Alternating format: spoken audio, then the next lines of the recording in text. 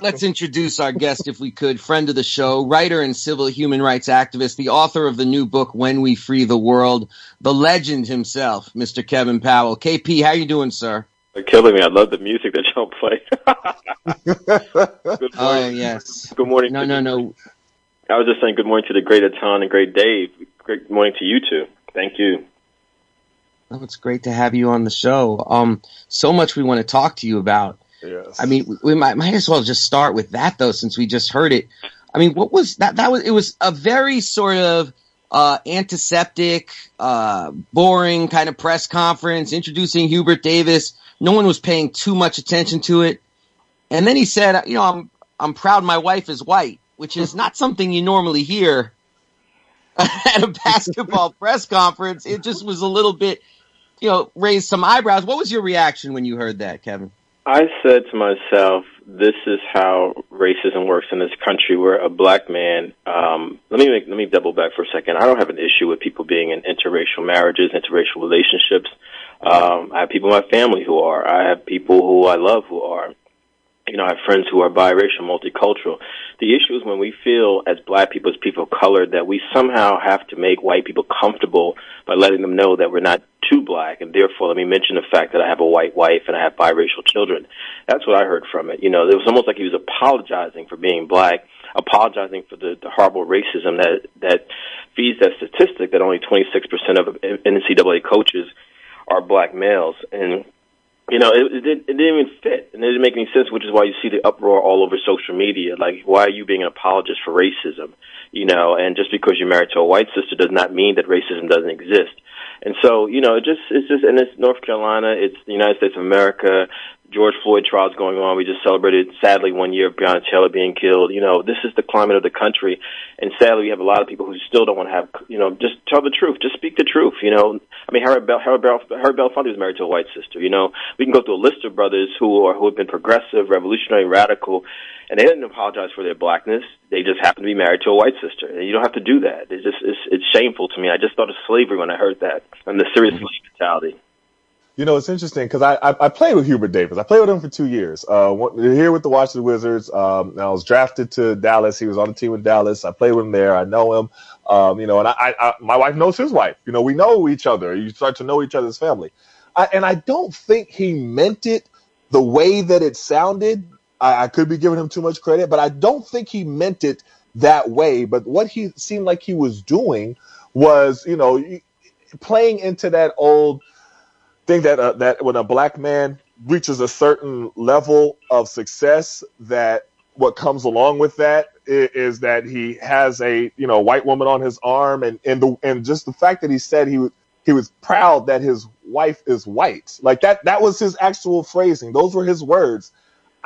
I just have to believe that he didn't mean it that way. You know what I'm saying? That's what I'm gonna take. I don't think he meant it that way, but the way it came across, without me knowing him personally, without me having played with him, I mean, it definitely raised, quite a few eyebrows. Well, I mean, and the thing is, I think about, it's like when you get to that level, it's not like you haven't had opportunities to speak in public, to speak privately. You've had plenty of opportunities to practice. And, I always say to people when we're talking about race and racism in this country, you have to read the temperature of the room. And, again, I don't care who people are married to. I don't care who people date. Love is love is love is love, like Lin-Manuel Miranda said. But what I do care about is when something comes across as if you're apologizing for racism, and that's what it felt like to me. And it sounds like you felt the need to let people know that you're a safe black person. You're not one of those dangerous black people because look, I got a white wife and I got biracial kids. That's the way it came across, and that's actually really dangerous to me when people do that.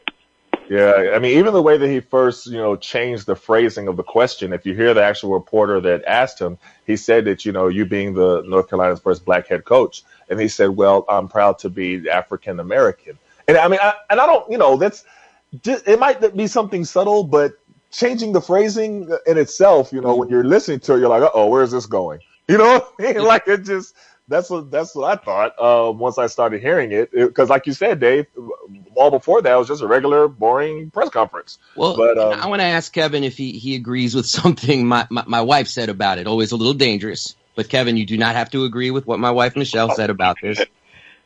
Little pressure. But Michelle, she teaches in DCPS. She teaches, majority students of color, black students, and she said to me that like when you do this, you have to be conscious of impact. It can't just be your intent. Like, oh, Hubert Davis didn't intend to do that. You need to take accountability and ownership of the impact that your words have. That's more important than what your intent was, especially in 2021. What do you think about that, KP? Oh, I agree with your wife 1,000%. I don't think that. Look at the fact that I'm on we just did 6 new episodes of The Real World that I was on from back in the 90s. And, I thought about the impact of my words back then with the original 13 episodes, and I thought about the impact of my words right now. When you get to a certain place, especially once you pass 30, 35, 40, 50 years of age, you got to understand if you're a public figure in any way, and you two know this, you gentlemen are brilliant and articulate, and you have this great platform, what you put out there, you can't take it back because it becomes a permanent record. I'm not saying we should censor ourselves, but I think we should give a lot of thought to how is this going to fall with people, particularly if I'm trying to get certain messages across. If the message is that we're all in this together, we're part of the human family, the human race, I support that. I support that in so many different ways. I support that as an activist. I support that as a Christian. But if the message is racism is not as bad as it was, because look at me, I've got a white wife and I'm a black coach at UNC, which is what people are looking at and that's the meme that's going out there, like what is wrong with him? You know what I'm saying?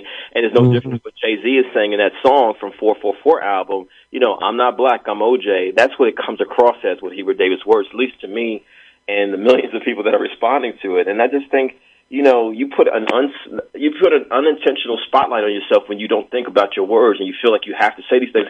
And I felt like it wasn't just something that was on the cover. I think he really feels this based on his experiences, and I think that's even problematic. Like, how has this man navigated race and racism all these years? Like, what kind of conversations do he and his wife even have? Because the thing that I admire about folks that I know who are black and white and married in this country is that they have talked about having very difficult, uncomfortable, and necessary conversations about race and racism. Just because we're married doesn't mean our individual choice has eliminated systemic racism. It has not. Yeah. Kevin Powell, it's great to talk to you on the show. You're a human rights activist, civil rights activist, writer, author of the new book, When We Free the World. Now, KP, you just mentioned The Real World. And, you've built this incredible career for yourself as a writer and activist over the course of decades. But that is where you first burst onto the scene, many years ago, almost 30 years ago. That's where I first became familiar with you and your work. That was the first time I ever saw slam poetry, and it became an obsession of mine because of seeing you on the first Real World. And now the Paramount Network, they've been airing a reunion. I mean, what has it been like for you to go back into that space? It's been deep. Tana and I had a great conversation one-on-one a couple weeks ago, I think, a wonderful conversation. It was when I first did it. Let me go back to 1992. Let's put this in context. It was some months after Rodney King had been savagely beaten on video, struck 80 times with police batons in Los Angeles. We were still dealing with the insanity of the Reagan-Bush years, the first Bush, the father. We were still dealing with the crack epidemic. There was the AIDS epidemic. There was explosion of guns and gangs in our communities. There was a lot of stuff that was going on. When I got picked for that show the first time, I didn't know what it was. And honestly, my knowledge of MTV was that this is the channel that didn't want to play Michael Jackson. That's what I remember thinking. You know what I'm saying? And they had to make a big stink about it. Then they eventually did it. And this is the channel that, had Yo MTV Raps as their number one show, but they kept moving the show around because too many people of different backgrounds were watching it. That's what I remembered. And so there was that. And so before Real World, I had gone to school with Sister Soldier. So the one thing I remembered about Sister Soldier was that whenever she was on TV, she got speaking gigs. So I was like, if I get this gig, maybe I'll get some speaking gigs out of it. That's all I was thinking. I had no idea that it would change the landscape of TV, that there would be a whole category and a whole career path for people who want to be reality TV show stars, producers, whatever you want, directors. I mean, it's a whole industry. It's a massive industry. I had no idea that there would be a reality show TV president, Donald Trump, which is insane when you think about all of it. You know what I'm saying? I just thought, and I didn't go in there thinking I was going to have debates and arguments with people. I just know that I had already spent 6 years of my life as a teenager into my early 20s as an activist, rolling with Sister Soldier, Ras Barack, who's now the mayor of Newark, New Jersey, April Silver, and other folks, because we were serious about the anti-apartheid movement. We were dealing with Howard Beach, Central Park 5, Bensonhurst, all the stuff we see now, we were dealing with back then. And so when I got picked for it, I was like, well, it's a free space to live for a few months, you know what I'm saying, and maybe some exposure. And it turned into a very deep series of conversations with the 5 white folks at different points around racism, because keep in mind, I had already absorbed, tons of books, about race and the history of this country by that point. So I wasn't coming in there as someone who was just talking off my head, you know what I mean? And so I didn't know the impact. We're talking about our generation, Generation X. There's 65 million people in our country who are Generation X. We didn't have social media back then. There was no cell phones the way they are now with text messaging, so we didn't know the impact of it. But what I saw was 2 things: people either applauding me, saying yes, yes, yes, mostly people of color, and mostly white folks, sadly, who hated me. And, and what was quoted to me more than anything else, well, Kevin, you said in the real world the first time racism is race plus power. I was 12 years old, I was 11 years old, I was 7 years old, I was 15 years old, I was 20 years old. That blew my mind. Like you said, the poetry stuff, all of that stuff. But it also was difficult to be put in the box of being labeled as a quote-unquote angry black man for years. It happened for years, which is why, Atan and Dave, I didn't want to talk about it, because I thought it was effed up the way I was put into a box, the way black people historically are put into boxes as if we're one-dimensional. I'm someone who loves hip-hop and jazz and classical music. I'm someone who reads books, and I love sports, you know what I'm saying? And I love video games, you know what I mean? And it's like, this country has a very, very serious way of not only marginalizing people, but reducing people to, Atan, you know what I'm talking about. You're a former athlete, but you're freaking brilliant. You're a writer. You're an author. You know what I'm saying? And how dare someone say that you're only an athlete, as if nothing wrong with being an athlete. I love sports. You know what I'm saying? Yeah. But you're so much more than that. Just like Kareem Abdul-Jabbar was so much more than that. Just like Jim Brown was so much more than that. Just like Muhammad Ali was so much more than that. People that, Dave Zirin has written about. You know what I'm saying?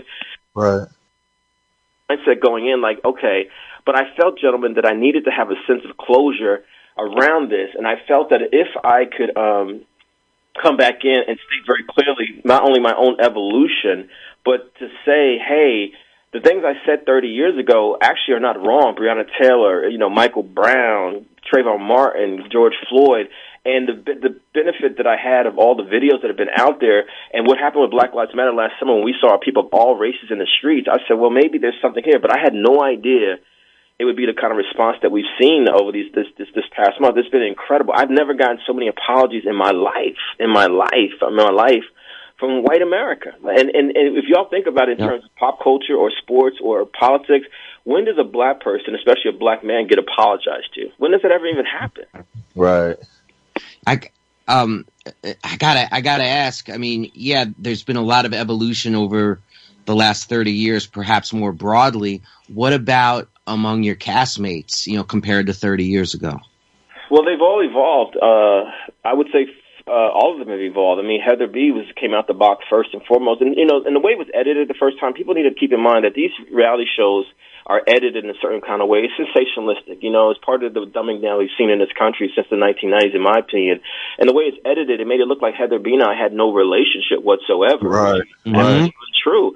We both were diehard hip-hop heads, and on top of that, they actually edited her father out of it completely. I went to dinner with her and her father and I believe another relative back on the original show. They never edited it because they didn't think it was important. Now think about that for a second. And Atan, you know this. You're a black father. We hear this. We keep hearing this narrative that black fathers don't exist. And here's an example where they could have shown a black father. They showed Eric's father. They showed Julie's father. They showed the white fathers, but they didn't show the black fathers. And so when we did these new episodes, that's one of the things that Heather brought up. She was like, look, my father died 2-3 years ago. I was really hurt when he didn't show my father. Can you please show my father? So they went into the MTV storage and dug up the footage of her with her father. You know what I'm saying? Wow. So there's that. And then all the white roommates, except for Becky, have all said to me, at some point since then, they understand what anti-racist means, and they were affected by these videos. And again, I say this to all people who are well-meaning white sisters and brothers white folks. It shouldn't take, George Floyd being kneed to death for 8 minutes and 46 seconds for you to suddenly become woke. Because it makes it seem like you think that black people and other people of color have been lying for 400 years about the racism that we have to deal with. Brother Tom, you're from Oklahoma. We're about to acknowledge the 100th anniversary of what happened to Tulsa, Oklahoma in the 1920s. That really happened. That really happened. And it's tragic that people have ignored what we've had to go through, and it had to get to social media and videos for people to say, oh, now I understand. We've been dealing with this forever. What do you think Emmett Till was? What was that? You know what I'm saying? You know, it's interesting. You said that everybody acknowledged it except for Becky. I mean, I'll make sure that I did hear you correctly, but that's who you was having the argument, of course, that, when y'all were outside, and y'all arguing back and forth. And and listen, I grew up on this as well. Like when you say people, when people come to you and they say, well, I was this age when I heard you say this, I experienced that same thing. Mm-hmm. So I remember all of these things very vividly. I'm like in middle school and I'm watching you and Becky argue, and then you making the different points. So you was at the pool table and you was talking about, and then the spoken word. I remember all that vividly. But as far as Becky in particular, you said she didn't acknowledge it. Explain that a little bit more, because I thought that she would have been the first one to acknowledge it because you all had the most interactions around the subject. Well, that was Julie that I actually argue with. Julie. Okay, all right. I'm getting mixed up. Okay. No, Julie from Alabama. And Julie actually now uses the term anti-racist. And the great irony of it, as they show in the 6 new episodes, her daughter is a civil and human rights activist as a teenager. And I mean, think about it, she's in Birmingham, Alabama, where she's from. And so she's in the cradle of what happened with civil rights in this country in the 1950s and 1960s, And so, it's been beautiful to see that. Andre and I had great conversations. Norman called me literally when the George Floyd murder happened last year. He reached out to me. He said, I really apologize for the things I didn't understand back in the 1990s. And over the years, I do understand. I just need to say to you, you were right. He was the first one. And I think because Norman happens to be a gay brother, he knows he's gone through his own trials and tribulations with that level of discrimination. There was an empathy always there from him. But it's been deep, and I think that with Becky, unfortunately, it's, white privilege is real. White privilege is real where, she spent a lot of the show, these new episodes, talking about, well, my travels to France or me going here or my home in New Mexico. And I'm sitting there listening to her and I said, do you realize that the average American, no matter what their race is struggling because of COVID? You know what I'm saying? There's nothing wrong with being wealthy. There's nothing wrong with being privileged. I have no issue with that. But there's something wrong with being wealthy or privileged if it's not tied to a sense of humanity, if you don't have empathy for people who are not you. That's the problem. That's the problem. Yeah, not a lot of change there over the decades. But, I mean, you, Kevin, I have to ask you, because you've done so much over the last 30 years. I mean, has it been a blessing or a burden to have been on the 1992 Real World? Good question. Well, I will say this to you all, and I'm saying this to y'all because I trust you both spiritually, and I have great love for you both, and I don't generally say this in other interviews, but I never wanted to be a celebrity, quote unquote. I don't consider myself a celebrity. I'm an activist. I'm an activist, and I'm a writer, and these are the two things since I was 18 years old that I found my voice, I found my passion. That's what I do. And I've never been comfortable with that world. It's just not who I am. Do I know famous people? Absolutely. Have I hung out with famous people? Absolutely. Have I interviewed famous people? Absolutely. I mean, heck, Tupac Shakur was also a massive fan of that show, and that's actually how we connected, because when he recognized me, when I recognized him, it was because of that show and what he saw in the show, and that's, I believe, led to him trusting me, to do all those interviews for Vibe back in the day. But it's been a burden because it's like, again, fighting that box of, the angry black man. And there's nothing wrong with being angry. We should be angry about any form of oppression and injustice. Absolutely.